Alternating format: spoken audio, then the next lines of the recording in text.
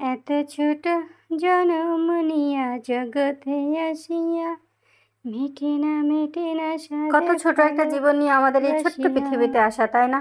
পৃথিবীটা ছোট না, অনেক বড় আমাদের কাছে। তারপরও অন্য অন্য গ্রহ উপগ্রহের থেকে তো আমাদের পৃথিবীটা কতটা ছোট, তাই না? হয়তো সবাই ভাবছেন আপু কেন এরকম কথা বলছে। আসলে অনেক কথা বলার ছিল, বলতে চাই, কিন্তু আসলে তো সব কথা বলা যায় না। মনের মধ্যে জমানো অনেক অনেক কথা আছে। দেখছেন বুড়ো কাকা কি সুন্দর করে একদম ভিট লবণ টবণ দিয়ে তেল মেল দিয়ে একেবারে সুন্দর করে আমার জন্য এগুলো মাখাইতেছে। এগুলো আমি কিনতেছি আর কি।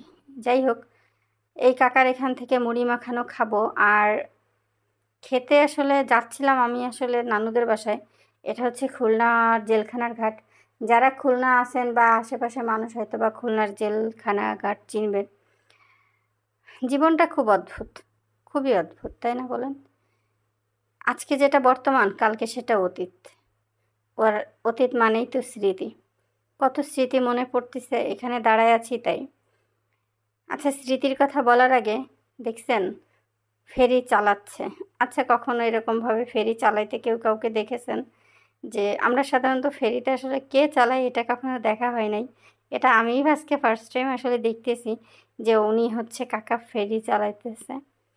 কারণ ফেরি পার হওয়ার সময় বেশিরভাগ সময় তো আমরা গাড়ির মধ্যে বসে থাকি। আর আমরা বেশিরভাগই যাতায়াত করি হচ্ছে নৌকায়, ফেরিতে খুবই কম উঠি।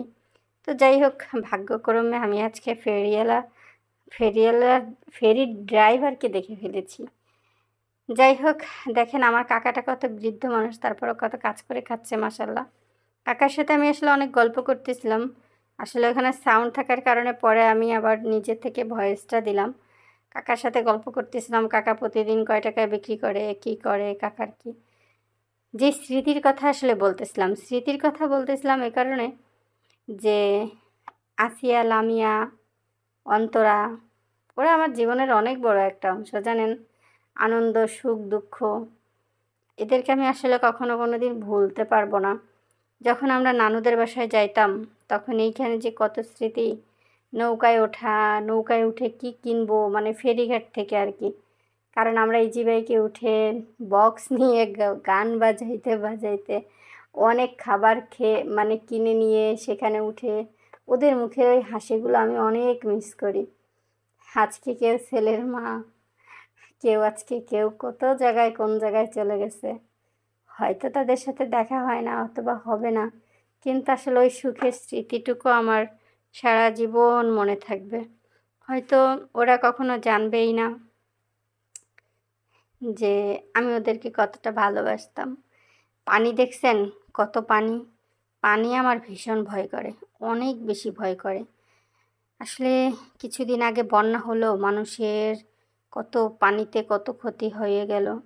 আমি এই নদীটা যতবার পার হই আমার ততবার আমি একটা কথাই আল্লাহকে বলি, আল্লাহ তোমার কাছে লাখো কোটি শুকরিয়া, নদীটা পার হয়ে গেছি।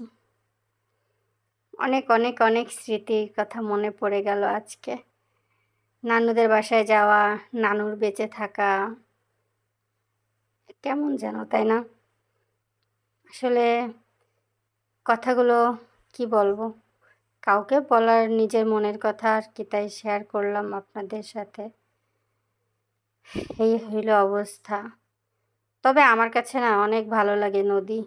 মাঝে মাঝে মনে হয় নদীর সামনে যেয়ে বসে থাকি। টিকটিকটাও বলতেছে ঠিক ঠিক ঠিক। আর এই দেখেন উনি কত কিছু বিক্রি করতেছে, দেখছেন না? কত মানুষ, তাই না? সবাই ব্যস্ত তার গন্তব্যে যাওয়ার জন্য। সবাই ব্যস্ত, সবাই চলে যাচ্ছে। এইভাবে একটা দিন আসলে পৃথিবী থেকেও চলে যেতে হবে, চলে যাব। কিন্তু কেমন যেন, তাই না? খুব অদ্ভুত। জানি আমার কথাগুলো আজকে অনেক বেশি এলোমেলো হয়ে গেছে। আসলে অনেক কথা বলতে চাই, কিন্তু